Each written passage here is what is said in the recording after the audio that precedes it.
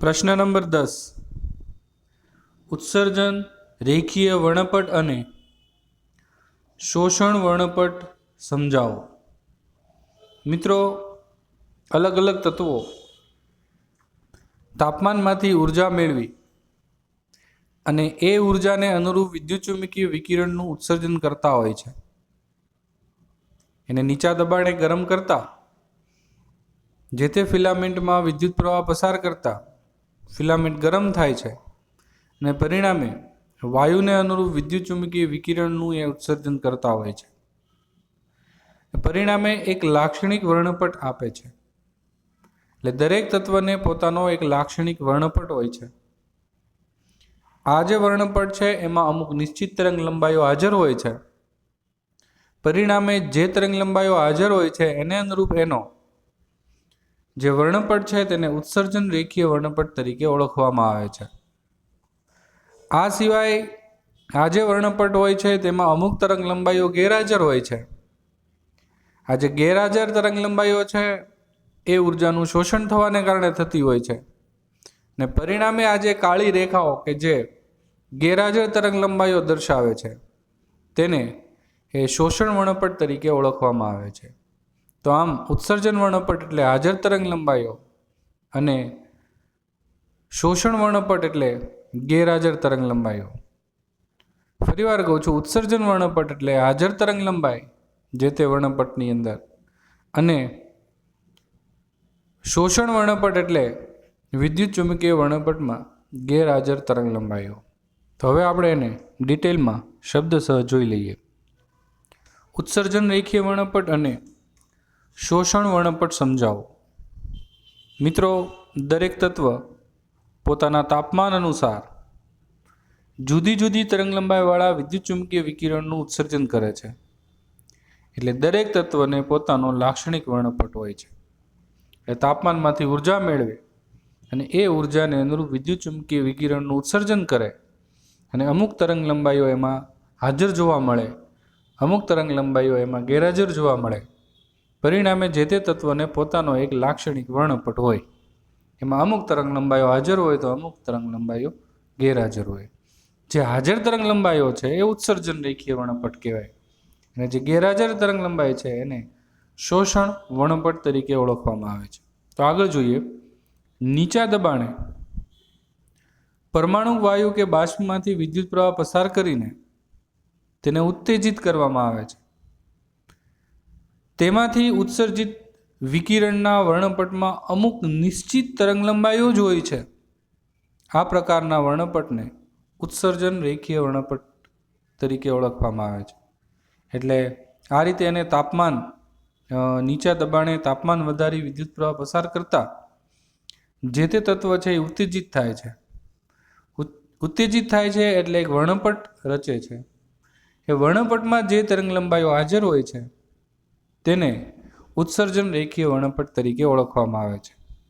હાઇડ્રોજનનું એક ઉદાહરણ અહીં આપેલું છે અને એની આકૃતિ આપણને અહીં દર્શાવેલી છે.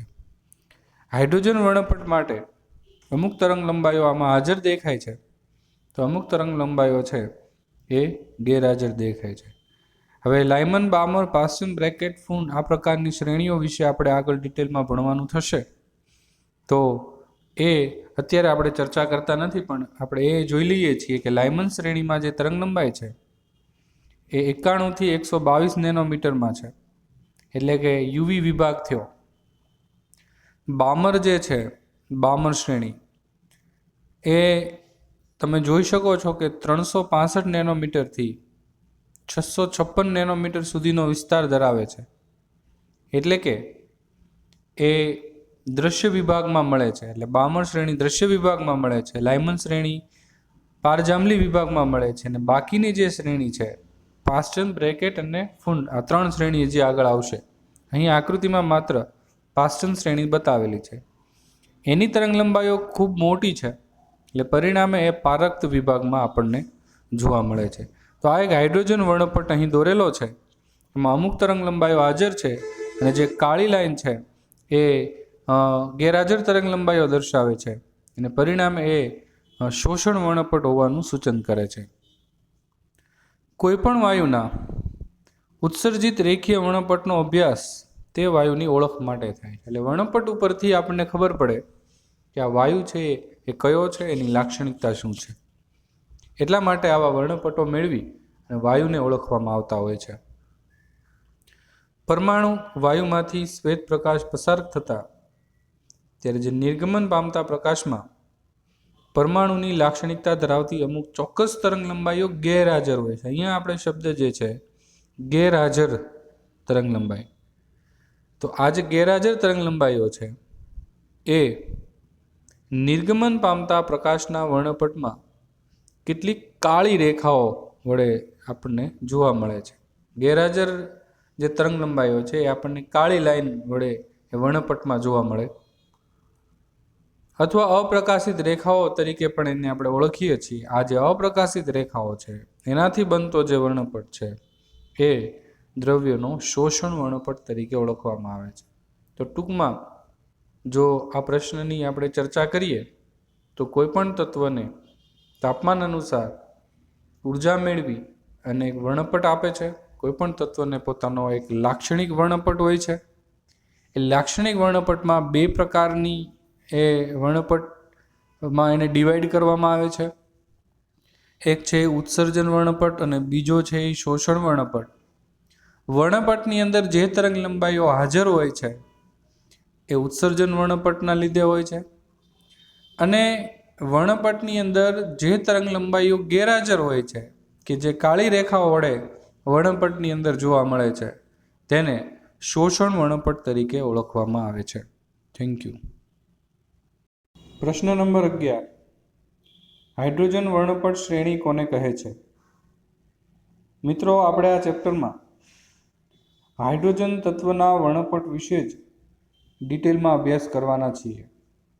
એનું મુખ્ય કારણ એક જ છે કે હાઇડ્રોજન જે છે એ ખૂબ જ સાદો પરમાણુ છે. એના જે ન્યુક્લિયસ છે એમાં એક પ્રોટોન જ છે. પરિણામે એ ખૂબ સાદો પરમાણુ છે. પરિણામે એમાંથી જે વિકિરણ ઉત્સર્જાય છે એની જે આવૃત્તિઓ છે એ ફિક્સ છે, એટલે કે નિયમિતતા ધરાવે છે. અને નિયમિતતા ધરાવતી હોવાથી એને ક્રમશઃ આપણે એ આવૃત્તિઓને કે તરંગ લંબાઈને ગોઠવીએ એટલે આપણને જે વર્ણપટ મળે છે એ ખૂબ જ સાદો વર્ણપટ મળે છે. બીજા બધા તત્વોમાં આવો વર્ણપટ મેળવતા એની જે આવૃત્તિઓ છે એ નિયમિતતાવાળી મળતી ન હોવાથી આપણને એ જે વર્ણપટ છે એ થોડો જટિલ જોવા મળે છે. એટલા માટે હાઇડ્રોજન જે છે એ સાદો પરમાણુ હોવાથી, આવૃત્તિઓની નિયમિતતા હોવાથી આપણને એ હાઇડ્રોજન પરમાણુનો વર્ણપટ એ સૌથી સાદો મળે છે. ને એટલા માટે જ આપણે આ ચેપ્ટરમાં માત્ર ને માત્ર હાઇડ્રોજન વર્ણપટ શ્રેણી વિશે જ ડિટેલમાં ભણવાના છીએ. હવે આ જે વર્ણપટ જોવા મળે છે એમાં જે રેખાઓ જોવા મળે છે એ કોઈ ફિક્સ સૂત્રમાં કિંમતો ચેન્જ કરવાથી જ આપણને એ તરંગ લંબાઈઓ મળતી હોવાથી એક એનો સમૂહ મળે છે, એક એનું જનરલ સૂત્ર મળે છે. પરિણામે આપણે એને આ સમૂહને વર્ણપટ શ્રેણી તરીકે ઓળખીએ છીએ. એટલે એક જ સૂત્રમાં કોઈ એક રાશિમાં ચેન્જીસ કરવાથી, મૂલ્યો બદલવાથી આપણને એ દરેક તરંગ લંબાઈઓ અનુક્રમે મળતી જતી હોવાથી એક જ સમીકરણ ઉપરથી બધી તરંગ લંબાઈઓ પ્રાપ્ત થતી હોવાથી આ જે સમૂહ છે એને આપણે વર્ણપટ શ્રેણી તરીકે ઓળખીશું. આપણે ધોરણ 10માં એ શ્રેણી ગણિતમાં ભણ્યા છીએ. એમાં આપણને એક અમુક ફિક્સ સૂત્ર મળે TN વાળું. તો એ TN વાળા સૂત્રમાં એનની અલગ અલગ કિંમતો મૂકવાથી તમને ક્રમશઃ પહેલું પદ, બીજું પદ, ત્રીજું પદ એમ મળી જાય. તો એ જે સૂત્ર છે એ સૂત્રમાં કોઈ એક રાશિને કેમ આપણે ચેન્જ કરીને આપણને અલગ અલગ પદો છે એ મળી જતા હોય છે, તેવી જ રીતે આ હાઇડ્રોજન વર્ણપટ શ્રેણી છે એમાં કોઈ એક રાશિની કિંમતો બદલવાથી આપણને એ કોઈ પણ ની તરંગ લંબાઈ જે છે એ મળી જતી હોય છે, અથવા આવૃત્તિ છે એ ખૂબ જ સરળતાથી મળી જતી હોવાથી આપણે આ સમૂહને વર્ણપટ શ્રેણી તરીકે ઓળખીએ છીએ. અહીં આપણને જે અલગ અલગ તરંગ લંબાઈઓ આપેલી છે આકૃતિમાં, લાયમન, બામર, પાસ્ટન અલગ અલગ શ્રેણીની અલગ અલગ તરંગ લંબાઈઓ, તો એ બધી જ આપણે મેળવવા માટે એક જ સમીકરણમાં એનની જુદી જુદી કિંમતો મૂકવાથી આપણે પ્રાપ્ત કરી શકતા હોઈએ છીએ. પરિણામે એને વર્ણપટ શ્રેણી તરીકે આપણે એ ઓળખીએ છીએ. ત્યાર પછી જો હજી આગળ વિચારીએ તો થોડું આકૃતિને વધુ ડિટેલમાં જોશો તો લાયમન અને બામર વચ્ચે જે ડિસ્ટન્સ છે એ અહીં આપણે ઇન્ડિકેટ કરવાનો પ્રયત્ન કરીએ તો આટલું ડિસ્ટન્સ છે લાયમન અને બામર વચ્ચે. તો બામર અને પાર્સન શ્રેણી વચ્ચે અંતર એટલું જ છે, એટલે કે ઘટી જાય છે. એ રીતે હજી ક્રમશઃ તમે જેમ જેમ આગળ જશો એમ જુદા જુદા સમૂહો વચ્ચે જે રેખાઓ વચ્ચેનું અંતર છે એ નિયમિત રીતે ઘટતું જ જોવા મળશે. ખૂબ જ અગત્યનો પ્રશ્ન નંબર 12. આ પ્રશ્ન સમજી લેશો એટલે ઘણા બધા MCQ અને સ્વાધ્યાય અને ઉદાહરણના દાખલા એ ખૂબ જ સરળતાથી સોલ્વ કરી શકશો. દરેક વિદ્યાર્થીએ આ પ્રશ્ન ખાસ તૈયાર કરવાનો છે. પ્રશ્ન જોઈ લઈએ. હાઇડ્રોજન પરમાણુના વર્ણપટમાં મળતી જુદી જુદી વર્ણપટ શ્રેણીને વિસ્તારથી સમજાવો. એટલે હાઇડ્રોજન વર્ણપટમાં આવતી જુદી જુદી જે શ્રેણીઓ મળશે લાયમન, બામર, પાર્સન, બ્રેકેટ, ફ્રુન્ટ જેવી, એને આપણે ડિટેલમાં સમજાવવાની છે. વર્ણપટ શ્રેણીઓના નામ અને તરંગ સંખ્યા શોધવાના સૂત્રો આપો. દરેક માટેના સૂત્રો તરંગ સંખ્યાના અને દરેક શ્રેણીનું નામ એ આપણે સમજાવવાનું છે. દરેક વિદ્યાર્થી ખાસ ધ્યાન રાખે. તો સૌપ્રથમ બામર નામના સાયન્ટિસ્ટે એ દ્રશ્ય વિભાગમાં આવતી બામર શ્રેણી છે એ સમજાવી 1885માં. હવે આ જે બામર શ્રેણી છે તો એ બામર શ્રેણીની અંદર પણ દ્રશ્ય વિભાગમાં આવતી ઘણી બધી લાઈનો એટલે કે alpha line, beta line, gamma, delta, ઘણી બધી આ જે લાઈનો છે એ તમે જોઈ શકો છો. Alpha line, beta, gamma, delta, infinitive. તો આ બધી જે લાઈનો છે એ માત્ર દ્રશ્ય વિભાગમાં આવતી અલગ અલગ તરંગ લંબાઈઓ માટેની લાઇન્સ છે. એટલે તમને દાખલા તરીકે એમ પૂછે કે બામર શ્રેણીની આલ્ફા લાઈન સમજાવો અથવા બામર શ્રેણીની બીટા લાઈન સમજાવો. એવી રીતે બામર શ્રેણીની ગામા લાઈન સમજાવો હાઇડ્રોજન પરમાણુ માટે. આપણે આ ચેપ્ટરમાં માત્ર હાઇડ્રોજન પરમાણુ માટે જ ભણીશું. તો એવી રીતે આપણને કોઈ પણ લાઈન માટેનો પ્રશ્ન કે દાખલો કે MCQ હોઈ શકે. તો અત્યારે આપણે સૌપ્રથમ બામર શ્રેણી વિશે એ ડિટેલમાં જોઈએ છીએ. તો અહીં આપણને બામર શ્રેણી બતાવેલી છે. એની તમે આલ્ફા લાઈન જોશો તો એ બામર શ્રેણીની સૌથી ઊંચામાં ઊંચી તરંગ લંબાઈ બતાવે છે 656.3 નેનોમીટર, એટલે કે 65-63 એંગસ્ટ્રોમ થયું. એવી રીતે એની જે ઇન્ફિનિટી વાળી લાઈન છે બામર શ્રેણીની ઇન્ફિનિટી વાળી લાઈન હાઇડ્રોજન પરમાણુ માટે એ 36-46 એંગસ્ટ્રોમ આસપાસ છે. તો આમ અલગ અલગ લાઇન્સને પોતાની ફિક્સ તરંગ લંબાઈઓ હોય છે. તો એમ આપણે આલ્ફા, બીટા, ગેમા, ડેલ્ટા તરફ જશું જેમ એમ તરંગ લંબાઈ છે એ ઘટતી જાય છે, એ ખાસ ધ્યાન રાખવાનું છે. તો જે 65-63 એંગસ્ટ્રોમે આપણને જે લાઈન મળશે એ સૌથી ઊંચી તરંગ લંબાઈવાળી હશે. બામર શ્રેણીની સૌથી ઊંચી તરંગ લંબાઈવાળી જે લાઈન છે એ આલ્ફા લાઈન છે અને એની તરંગ લંબાઈ છે 65-63 એંગસ્ટ્રોમ અથવા તો 656.3 નેનોમીટર. આ થઈ બામર શ્રેણીની પહેલી રેખા, જેને આલ્ફા લાઈન તરીકે પણ ઓળખવામાં આવે છે, જે સૌથી ઊંચામાં ઊંચી બામર શ્રેણીની તરંગ લંબાઈ તરીકે પણ ઓળખવામાં આવે છે. એવી રીતે આપણને બ્લુ ગ્રીન વિસ્તારમાં, કારણ કે દ્રશ્ય વિભાગમાં આપણને 7 રંગના પટ્ટા જોવા મળશે, એટલે બ્લુ ગ્રીન જે વિસ્તાર હશે કે જેની તરંગ લંબાઈ એ 486.1 નેનોમીટર છે, ત્યાં આપણને એ બામર શ્રેણીની બીટા લાઈન જોવા મળશે. એવી રીતે જાંબલી જે વિભાગ છે ત્યાં કે જેની તરંગ લંબાઈ એ 434.1 નેનોમીટર છે, ત્યાં આપણને બામર શ્રેણીની ગામા લાઇન્સ છે એ જોવા મળશે. ત્યાર પછી હજી ક્રમશઃ આપણે તરંગ લંબાઈને ઘટાડતા જઈએ તો આપણને એમ ક્રમશઃ એ ડેલ્ટા લાઇન અને ઇન્ફિનિટીવાળી લાઇન્સ છે એ જોવા મળે. બીજી વાત કે જેમ જેમ તરંગ લંબાઈ ઘટતી જશે તેમ તેમ રેખાઓ એકબીજાની વધુ નજીક આવેલી જશે અને ઓછી તીવ્રતા ધરાવતી જણાય છે. તમે જુઓ આલ્ફા અને બીટા વચ્ચેનું અંતર અને બીટા અને ગામા વચ્ચેનું અંતર ઘટી ગયું. આલ્ફા બીટા કરતાં બીટા ગામાનું અંતર ઓછું છે.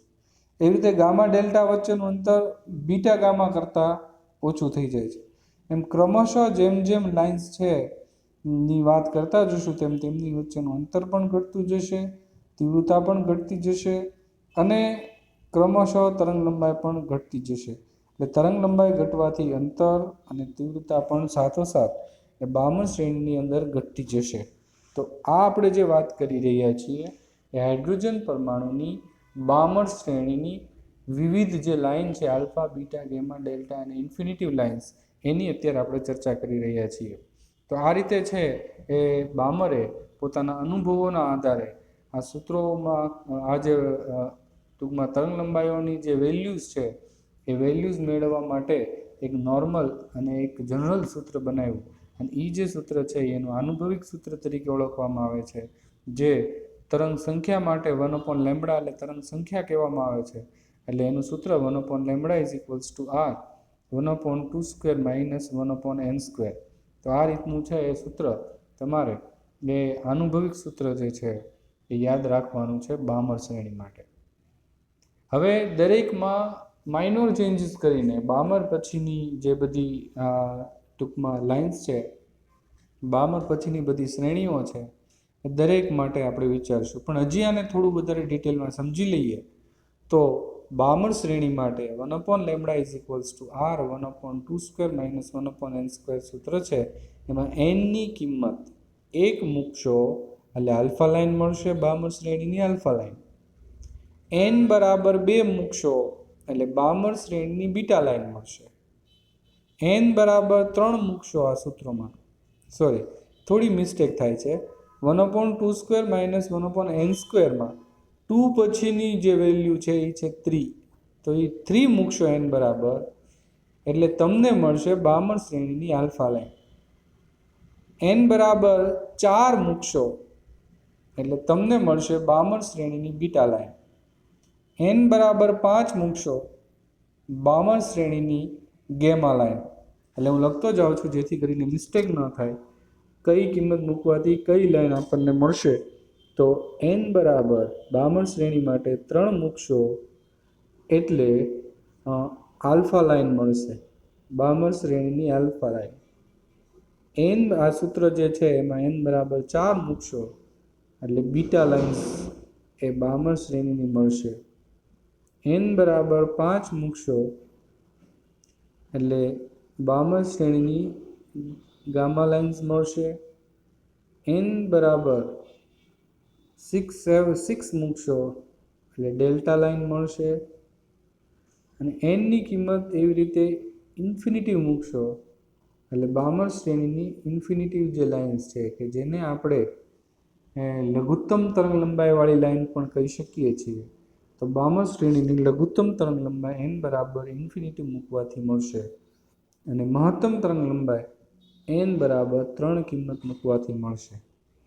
તો આ વસ્તુ જે છે એ જો તમને યાદ હશે તો તમે બામર શ્રેણીના કોઈ પણ દાખલા ગણી શકશો. તમને આ પહેલાં તો સૂત્ર આવડવું જોઈએ અને એમાં nની કિંમત કઈ મૂકવાથી કઈ લાઈન મળે એ ખબર હોય તો તમે દાખલા છે ગણી શકશો, MCQ ઇઝીલી સોલ્વ કરી શકશો. હવે આ સૂત્રમાં જે r આવે છે એને રીડબર્ગ અચળાંક તરીકે ઓળખવામાં આવે છે. એ જે રીડબર્ગ અચળાંક છે એની કિંમત પણ કોન્સ્ટન્ટ છે, 1.097 × 10⁻⁷ મીટર ઇન્વર્સ. ક્યારેક એનો એકમ કે એનું પારિમાણિક સૂત્ર પણ પૂછાય છે, m0l-1 t0a0 એટલે l-1 એનું પારિમાણિક સૂત્ર છે. મીટર ઇન્વર્સ એનો એકમ છે અને એની કિંમત છે 1.097 × 10⁻⁷. એટલે આ પણ વેલ્યુ આપણે યાદ રાખવાની છે. જે રીતે પ્લાન્ક અચળાંકની કિંમત આપણે યાદ રાખીએ, કુલમ્બ અચળાંકની કિંમત યાદ રાખીએ, એવી રીતે રીડબર્ગ અચળાંકની કિંમત પણ આપણે યાદ રાખવાની છે. 1.097 × 10⁻⁷ મીટર ઇન્વર્સ. એનની કિંમત 3, 4, 5 એવી મૂકી શકો, કારણ કે તમે જોઈ શકો છો કે અહીંયા 2 તો ઓલરેડી આપેલું છે, અને પછીની કિંમતો આપણે મૂકીએ એટલે અનુક્રમે આલ્ફા બીટા ગેમા ડેલ્ટાની ઇન્ફિનિટી વાળી લાઇન્સ છે એ જોવા મળે છે. હજુ એણે એ જ સમજાવ્યું છે કે n બરાબર 3 મૂકો એટલે આલ્ફા લાઇન મળે, એટલે તમને કિંમતો મૂકવાથી આ લેમડા છે એ મળી જશે. ત્યાર પછી 4 મૂકો એટલે બીટા લાઇન, એટલે બીટા લાઇનની તરંગ લંબાઈ જે આપણે આકૃતિમાં વર્ણપટમાં આ તરંગ લંબાઈઓ ઓલરેડી જોઈ હતી, તમે જોઈ શકો આલ્ફા લાઇન આ બીટા લાઇન. એવી રીતે હવે તમે n બરાબર 5 મૂકો એટલે ગેમા લાઇન, 6 મૂકો એટલે ડેલ્ટા લાઇન, અને ઇન્ફિનિટી મૂકો એટલે સૌથી ટૂંકી તરંગ લંબાઈ જેને લઘુત્તમ તરંગ લંબાઈ તરીકે પણ આપણે ઓળખી શકીએ છીએ, એની જે કિંમત છે એ તમને 364.6 નેનોમીટર છે. એ બામર શ્રેણી માટે હાઇડ્રોજન પરમાણુ માટે લઘુત્તમ તરંગ લંબાઈની તમને વેલ્યુ મળી જશે. તો આ રીતે છે એ તમે એ ક્રમશઃ કિંમત મૂકી અને બામર શ્રેણીને સમજી શકો છો. હવે આવી જ રીતે આપણે લાયમન શ્રેણીને સમજવી હોય તો લાયમન શ્રેણી કયા વિભાગમાં આવે છે? તો કે યુવી વિભાગમાં, પારજાંબલી વિભાગ. હવે એની અંદર પણ આલ્ફા બીટા ગેમા ડેલ્ટા જેવી લાઈનો હોય છે, તો એમાં કઈ કિંમત ને એમાં કયું સૂત્ર? તો એમાં છે આ પ્રકારનું આપણને સૂત્ર જોવા મળે છે. તમે જોઈ શકો છો આ સૂત્ર. તો બામર શ્રેણીમાં જે સૂત્ર હતું સેમ એની જેવું જ સૂત્ર, ફેર કેટલો છે? તો કે બામર શ્રેણીમાં સૂત્ર હતું 1/λ is equals to r into bracket 1/2² હતું. જ્યારે લાયમન શ્રેણીમાં એ થઈ જાય છે 1/1² માઇનસ 1/n². એટલે લાયમન માટે 1/1² માઇનસ 1/n², બામર માટે 1/2² માઇનસ 1/n². એવી રીતે હવે ક્રમશઃ જેમ જેમ શ્રેણી આવતી જશે એ પ્રમાણે તમે યાદ રાખી શકશો. હવે આમાં n બરાબર 2 મૂકીએ, કારણ કે એક તો અહીંયા છે જ, એટલે 2 મૂકીએ એટલે આલ્ફા લાઇન, 3 મૂકો એટલે બીટા લાઇન. કોની? તો કે હવે લાયમન શ્રેણીની આલ્ફા લાઇન હાઇડ્રોજન પરમાણુ માટે. 3 મૂકો એટલે હાઇડ્રોજન પરમાણુ માટે લાયમન શ્રેણીની બીટા લાઇન. 4 મૂકશો હાઇડ્રોજન પરમાણુ માટે લાયમન શ્રેણીની ગેમા લાઇન. એ રીતે ઇન્ફિનિટી મૂકશો એટલે હાઇડ્રોજન પરમાણુ માટે લાયમન શ્રેણીની લઘુત્તમ તરંગ લંબાઈ તમને મળે. અને આ આલ્ફા લાઇન છે એ હંમેશા તમને જે તે શ્રેણીની મહત્તમ તરંગ લંબાઈ એ આપશે. પરીક્ષામાં ક્યારેક મહત્તમ તરંગ લંબાઈ શોધવાનું કીધું હોય, એમ ન કે ભાઈ લાયમનની આલ્ફા લાઇન શોધો, એની બદલે એવું લખ્યું હોય કે મહત્તમ તરંગ લંબાઈ શોધો લાયમન માટે, તો તમારે એ આલ્ફા લાઇન જ સમજવાની રહેશે. કોઈપણની મહત્તમ તરંગ લંબાઈ એટલે એ જે તે શ્રેણીની આલ્ફા લાઇન, અને કોઈપણની લઘુત્તમ તરંગ લંબાઈ એટલે જે તે શ્રેણીની ઇન્ફિનિટી વાળી લાઇન. ત્યાર પછીની જે શ્રેણી છે એ પાસ્ચન શ્રેણી છે, જે પારરક્ત વિભાગમાં આવે છે. મોસ્ટ આઈએમપી MCQ છે પારરક્ત વિભાગમાં પાસ્ચન શ્રેણી. હવે એમાં તમે સૂત્ર જોશો તો 1/3² માઇનસ 1/n² વાળું સ્ટેપ, એટલે એક જ સ્ટેપમાં ચેન્જીસ કરવાથી આપણને બધી જ તરંગ લંબાઈઓ મળી જાય છે. એટલા માટે આનું એકદમ સાદામાં સાદો વર્ણપટ આપણે હાઇડ્રોજનને કહીએ છીએ. તો n બરાબર હવે 4 મૂકશો એટલે પાસ્ચનની આલ્ફા લાઇન, 5 મૂકો એટલે પાસ્ચનની બીટા લાઇન, 6 મૂકો એટલે પાસ્ચનની ગેમા લાઇન હાઇડ્રોજન પરમાણુ માટે. પાસ્ચન વિભાગ છે પાસ્ચન શ્રેણી છે એ પારરક્ત વિભાગમાં મળે છે. n બરાબર 4 થી સ્ટાર્ટ થાય છે. 4 આલ્ફા લાઇન એટલે મહત્તમ તરંગ લંબાઈ, અને n બરાબર ઇન્ફિનિટી વે લઘુત્તમ તરંગ લંબાઈ પાસ્ચન શ્રેણી માટે આપણને મળે છે. ત્યાર પછી જે છે એ બ્રેકેટ માટે, બ્રેકેટ શ્રેણી એ પણ પારરક્ત વિભાગમાં. હવે બ્રેકેટ શ્રેણીનું જે સૂત્ર છે એ અહીંયા 3² હતું, તો અહીંયા 4² થશે. n 5 થી શરૂ થશે, 5 આલ્ફા લાઇન મળશે, 6 beta, 7 gamma, infinity way infinitive lines આપણને મળશે. છેલ્લી જે શ્રેણી છે એ છે ફંડ શ્રેણી. એ પણ પારરક્ત વિભાગમાં મળે છે. એ 5 થી સ્ટાર્ટ 1/5² છે એટલે 6 થી સ્ટાર્ટ થશે n ની કિંમત. 6 આલ્ફા લાઇન ફંડ શ્રેણીની, 7 બીટા લાઇન, 8 ફંડ શ્રેણીની ગેમા લાઇન, 9 ડેલ્ટા લાઇન.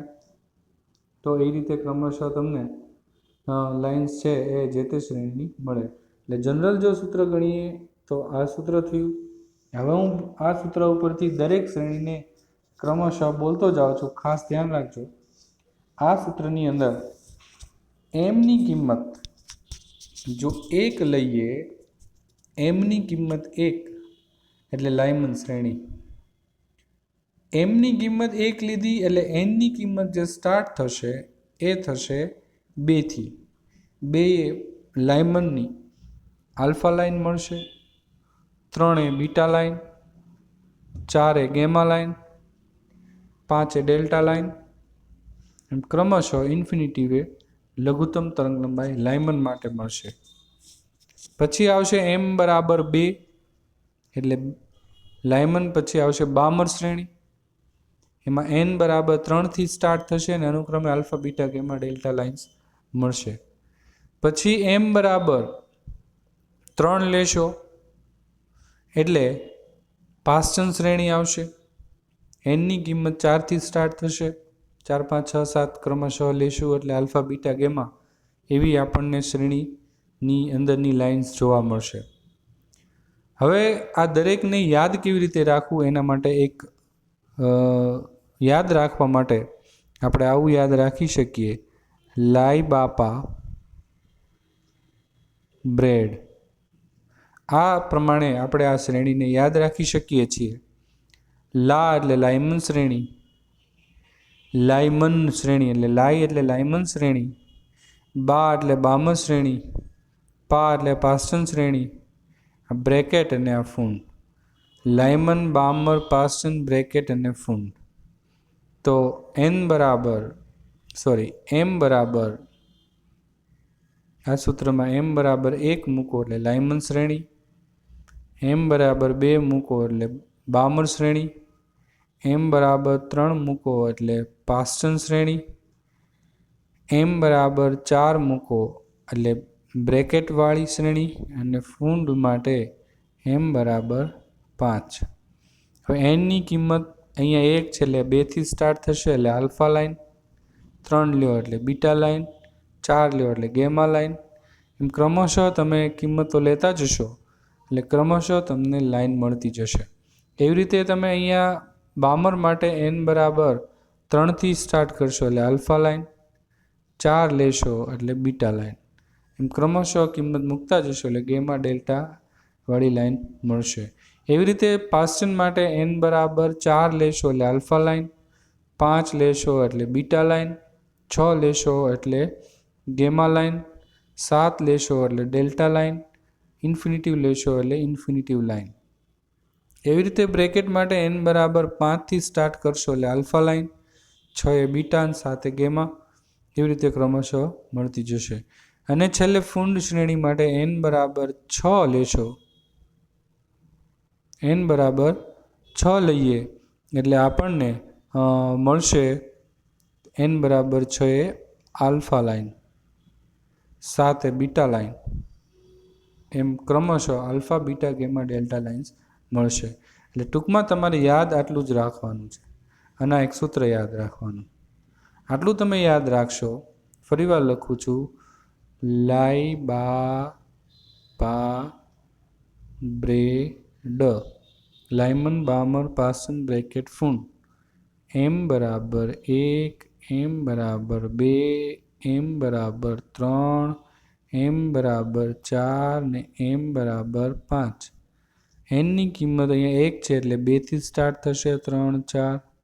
અહીંયા m બરાબર જ 2 છે એટલે n 3 થી સ્ટાર્ટ થશે, m 3 છે એટલે n છે 4 થી સ્ટાર્ટ થશે, 4 છે એટલે n 5 થી સ્ટાર્ટ થશે. એવી રીતે ક્રમશઃ તમે nની કિંમત અહીંયા m 5 છે એટલે n છે 6 થી સ્ટાર્ટ થશે. એમ ક્રમશઃ nની કિંમત લેતા જશો એટલે પહેલી nની કિંમત હંમેશા આલ્ફા લાઇન આપે, પછી બીટા, પછી ગેમા, પછી ડેલ્ટા અને પછી ઇન્ફિનિટિવ વાળી લાઇન્સ છે. ઇન્ફિનિટિવ nની કિંમત મૂકવાથી મળે. તો આટલું ખાલી યાદ રાખશો એટલે તમને એ દરેક શ્રેણી માટેનું દરેક વસ્તુ છે એ મળી જશે.